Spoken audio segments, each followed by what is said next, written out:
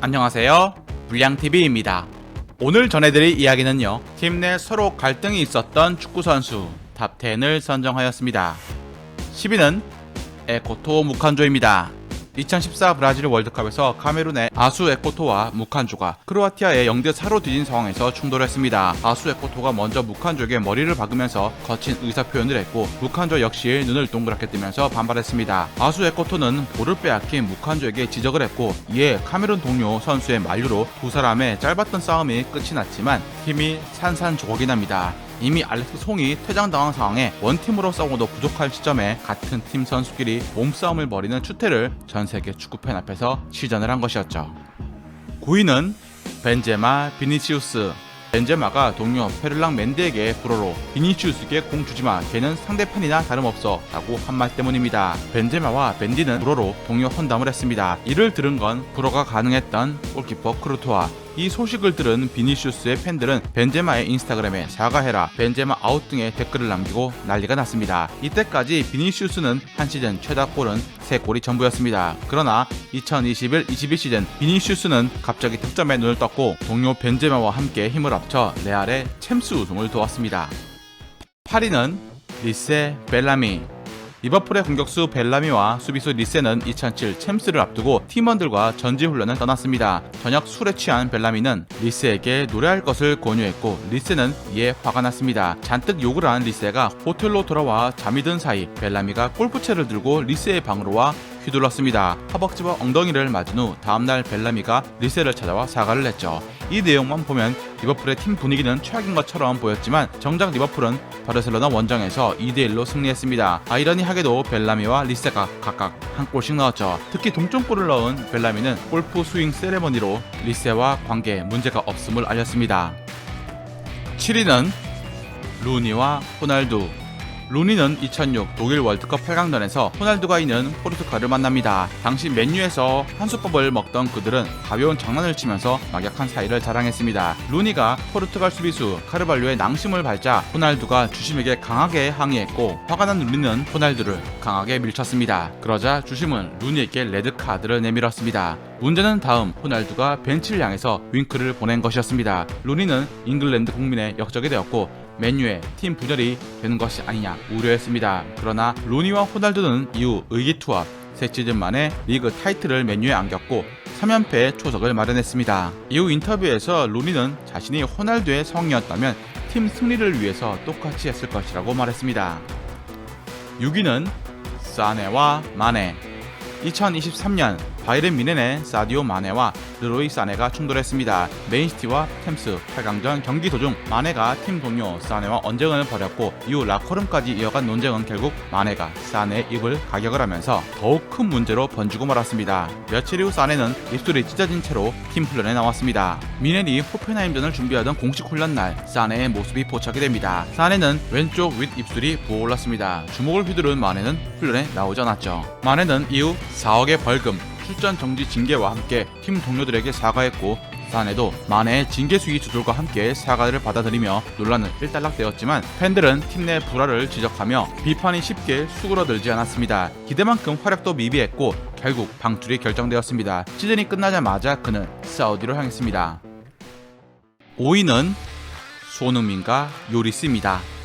2012년 토트넘으로 이적 후 11년 동안 주전 골키퍼로 활약했던 요리스는 15년부터 주장직을 맡아서 팀을 이끌었습니다. 2019-20 시즌 에버튼전 전반전 막판 상대팀 공격수 히샬리송에게 결정적인 찬스를 내주는 장면이 발생했는데, 이 과정에서 요리스는 손흥민이 수비 가담을 제대로 못했다며 질책했습니다. 그라운드에서 특정 선수를 면박 주기 위한 나쁜 행동이었죠. 문제가 있다고 판단되면 라커룸에서 비공개적으로 해도 될 일이었습니다. 이에 라커룸에서 손흥민은 요리스에게 난 널 존중하는데 넌 왜 날 존중하지 않냐며 거칠게 항의했습니다. 이에 요리스는 팀을 위해 뛰라고 언성을 높이면서 둘의 충돌은 그라운드 밖으로 번졌습니다. 서로 잡아먹을 듯이 한판 붙었지만 두 사람은 이후에도 좋은 동료로 지냈습니다. 4위는 베베투와 후마리우입니다. 1994년 월드컵 우승을 이끈 공격 듀오 베베투와 후마리우는 월드컵 개막 전까지도 사이가 좋지 않았습니다. 후마리우는 베베투를 가리켜 우는 아이라고 별명을 붙였을 정도, 자주 심판 판정에 불만을 터뜨리는 베베투를 안 좋게 본 것입니다. 경기장 밖은 더 안 좋았습니다. 호마리우는 언론을 통해서 공개적으로 월드컵을 위해 떠나는 미국행 비행기에 탑승하면 베베토의 옆자리에는 앉지 않겠다고 선언까지 한 것입니다. 젠틀하고 온화한 성격의 베베토와 달리 호마리우는 놀기 좋아하고 거만한 성격이었기 때문에 호마리우가 베베토를 종종 무시하고 반대로 베베토는 거만하고 게으른 호마리우와 같이 어울리기 싫어했던 것입니다. 그래서 1992년 호마리우는 인터뷰에서 남 베베토와 카레카를 합친 것보다 뛰어나다라고 말했고, 이를 들은 브라질 감독은 팀 분위기를 해친다며 94 남미 예선에서 호마리우를 제외시키기까지 했습니다. 경기장 밖 사이는 좋지 않았지만 1994 월드컵 경기 동안만큼은 베스트 브랜드였습니다. 3위는 클린스만과 마테우스입니다. 클린스만은 1995년부터 1997년까지 마테우스와 함께 바이에른 뮌헨에서 활약한 경험이 있습니다. 두 선수는 독일의 중원과 공격을 대표하는 선수였고, 뮌헨 이전 이탈리아 인테르에서 같이 뛴 경험도 있었습니다. 하지만 둘 사이는 굉장히 좋지 못했죠. 이탈리아 월드컵에서 우승을 하고 인테르에서 유에파컵 우승을 할 때까지만 해도 이들은 사이가 좋지 않았습니다. 하지만 두 선수는 유럽 96부터 사이가 급격히 나빠집니다. 마테우스가 클린스만의 득점에 대해서 비아냥거리며 조롱했다고 클린스만이 주장하기도 했으며, 일부 독일 매체에서는 선수 시절 불화가 많았던 클린스만이 마테우스와 문제를 일으킨 것이라는 주장도 적지 않았습니다. 클린스만이 당시 강철 멘탈이었는데 유일하게 화를 나게 했던 선수가 마테우스였습니다. 은퇴 이후까지 이 둘의 관계는 봉합되지 못했습니다. 마테우스는 클린스만이 독일 대표팀 감독직을 맡자 툭하면 미국으로 간다라고 비판하기도 했습니다. 당시 팀 동료였던 바벨은 뮌헨은 미치광이들이 있던 정신과 같았다라고 당시 상황을 평가하기도 했습니다. 2위는 존 테리, 웨인 브리지.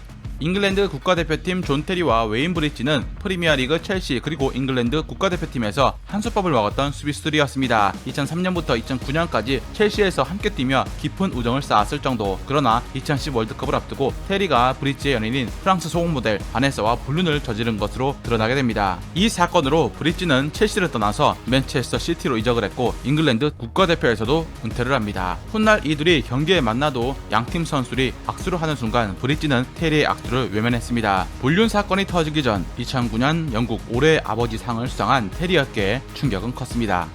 대망의 1위는 벤제마와 발부에나.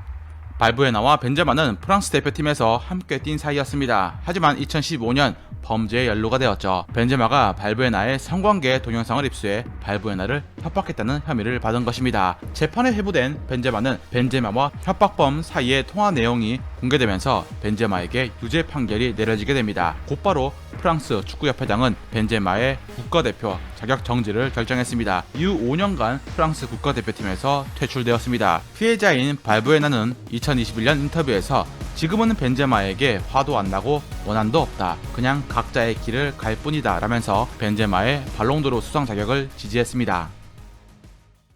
즐겁게 보셨다면 구독과 좋아요 클릭을 부탁드립니다. 다음 이야기에선 2010년대 유럽 5대 리그에서 가장 많은 찬스 메이킹을 만들었던 특급 도우미 한 분에 대해서 소개해드리고자 합니다.